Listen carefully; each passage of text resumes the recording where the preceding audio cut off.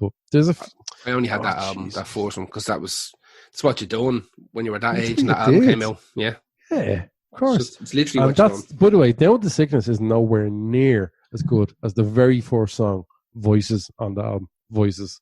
Oh yeah. Jesus Christ. Oh yeah, I remember. Yeah. I remember the first song. Yeah. Yeah. Are you breathing now? Because we can see it.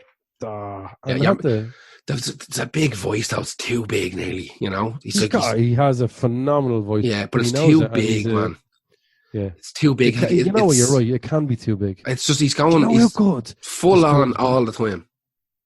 Do you know how good Disturbed would have been if they could have done a bit of like growl in there? Oh yeah, a bit of dirt. The way like the fucking Down with the Sickness lads. Yeah. It's more of that. Brain, I'm hammered. I'm not gonna lie to you. Are you? A full bottle of wine. Oh, did you drinking the wine? I didn't hear you taking any soupy soups. And now I'm on antibiotics and painkillers, and I have drank a bottle of wine. So that's and you moved gaff as well in the middle of a pandemic. You're allowed. Well, I shouldn't have been moving any bodily parts during it. Yeah, look, you're allowed. You're allowed to do stuff. Basically, what are you going to do when I'm in the middle of moving gaff? You need to go home. Well, I am going home. Yeah. How about that? I'm between homes right now. Do you want the old home that I'm not allowed in?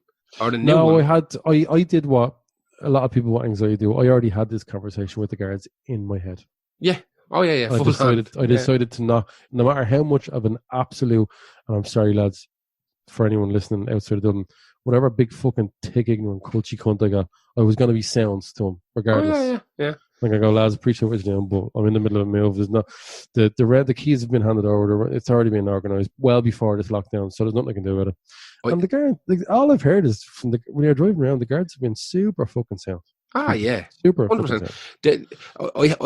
I feel like I have this advantage, right? Because even though I am 100% Dublin, I spent fucking an awful lot of time in fucking like Wicklow in the sticks. When I was younger. So well, I don't feel like a Dubliner for a start. I know I sound like one, but I don't feel like a Dubliner. Yeah, I'm definitely from Dublin, but I always consider myself to be like 50% culty, right? But you definitely, I know what you mean. Yeah, but like for what I'm just trying to say, before you go into that point, I'm from Blanche. We're like a little limbo. Doesn't matter. Yeah, you grew Blanche. Up between Cabra and it's its own thing. Wicklow. Jumping around there. Yeah, Cabra, Wicklow, Glasnevin, Finglas, whatever, you name it, I was there.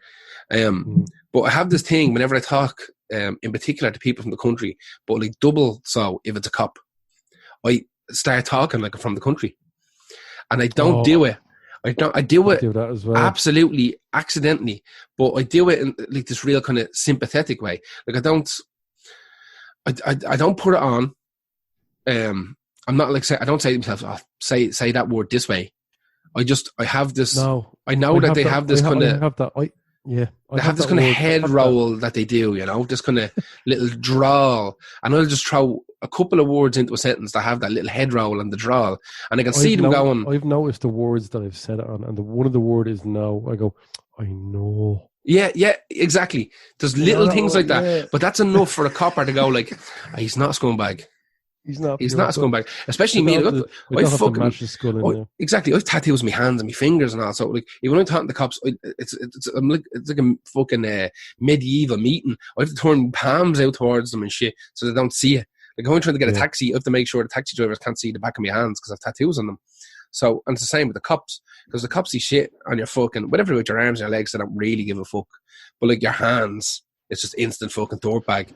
So are you into the devil and all? It's kind of, there's a little bit of that, but I just always make sure I'm talking to the cops. I always have my palms out turned, and I'd be talking with my hands and with my arms. Jesus, and all. That's weird to turn your palms out, like isn't it? You look like you're either constantly begging or explaining yourself. Yeah, it's like Seinfeld and giving it the whole fucking. You've one left, do you? I've one left. Let's do it. Let's do this. Okay, my last one is 808 State. Now, this is where it gets complicated. Right. Yeah, I don't know how I feel about that, so I don't know how to give you either stick or sympathy. I can't give you either, really. Okay. So, 808 State were formed in Manchester in 1987. The name comes from the Roland 808 drum machine. They started off as a hip-hop group, but they eventually kind of evolved into this kind of acid housey type of fucking thing. Yeah. It was originally three guys, Martin Price, Graham Massey, and Gerald Simpson. Martin Price was kind of the main guy. They done an awful lot of stuff that you were into. They ended up doing remixes from Manson. They done a remix, Skin Up Pin Up, for the Spawn soundtrack. That was their mix More of that. Todd McFarlane. Exactly. Now, it was a weird mix of kind of new wave and electro. Yeah, I always thought these guys were like, I put them in with the Low Fidelity All Stars and even the Ninja Tune stuff. I always thought they were a bit more.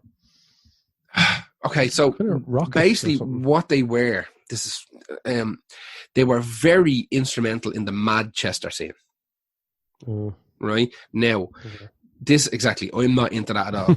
But there are songs from that era that I kind of like. There's a couple of Stone Roses songs and a couple of Happy Monday songs that I like. Oh yeah, listen, like what I'm saying is, like, I could pick out songs, but I'm glad I was never there. Me and you wouldn't have liked that scene. No, because that what was fucked up about the Manchester scene is it came from electronic music and it kind of evolved into guitar, and I can't think of any other style of music that ever done that. Like, even the people. No, you have to give it to the English, from the Prodigy to Happy Mondays to crossover is fucking. They've always astounding. Done it in England, yeah. No, they have. Yeah, well, you think of like Rolling Stones, some kind of bluesy stuff, and the straight up kind of rock and roll, and like let's give it to them. You're dead right. From Merseybeat to pop, like in terms of like genre changing bands, the Brits have a fucking nailed. But I like a load of those Manchester bits and pieces, but I hate the fucking term Manchester and everything to do with it. And those stupid little fisherman's hats that they wore. I just hate the fact that, like, cunts on a Friday night would go to a fucking, like, rave and take 17 pills, and then the next day they'd go and see the Stone Roses and take 25 pills. I can't match them up in my head.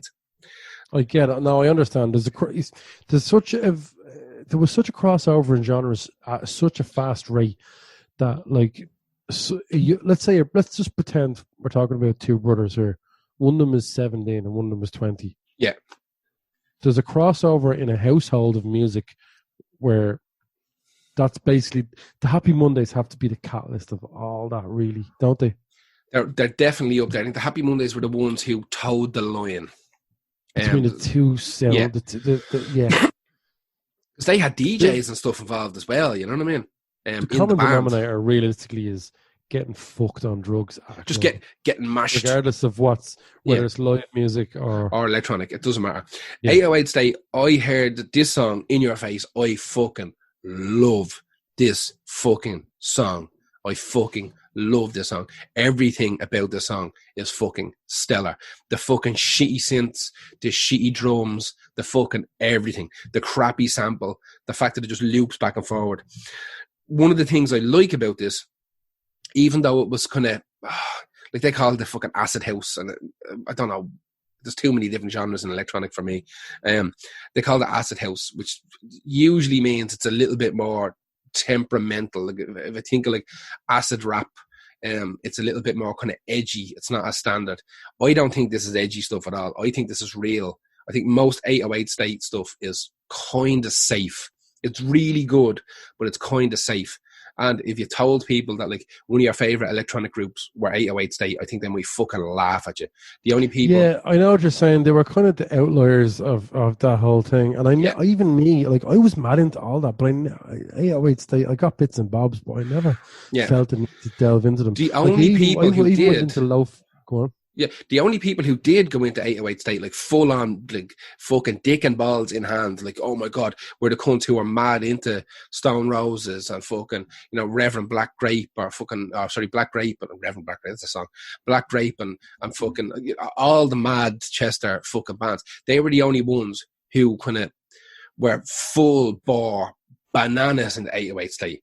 The electronic community were like, meh, because one of the big things that 808 State done was loads of their songs sampled like Joy Division and New Order and The Jam. They were heavily invested in that fucking kind of a new wave and kind of mod scene as well.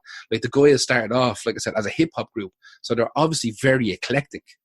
So you're dealing with guys who are like ended up making music that they maybe necessarily weren't actually into. So they wanted to make hip hop music, but they listened to fucking new wave and punk and fucking mod and soul, and they ended up with this fucking acid house. Like, what the fuck? You know what I mean? It's mad when you mix, you run all that into a brain, and even when you don't try to mix them things together, just your aesthetic, everything you apply to music comes out in a like, it spits it out like a computer. Well, that's you have no control. You have no control on which bits mix together with other things. So that's why the English have always been really good. Yeah, absolutely.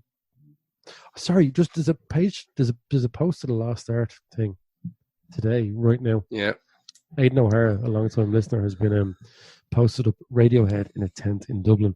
Actually, nice apparently. Radiohead has just posted. They posted something up about Dublin today. From the gig in Dublin in a tent in October 2000. Well, I can't wait to watch that.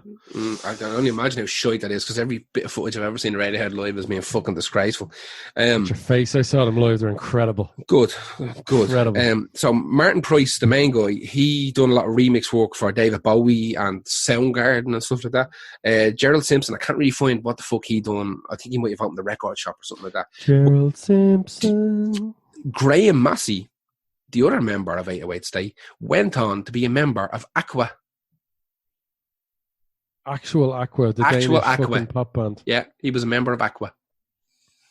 I'm going to search that now. That can't be true. It must be a later version. He was in fucking Aqua.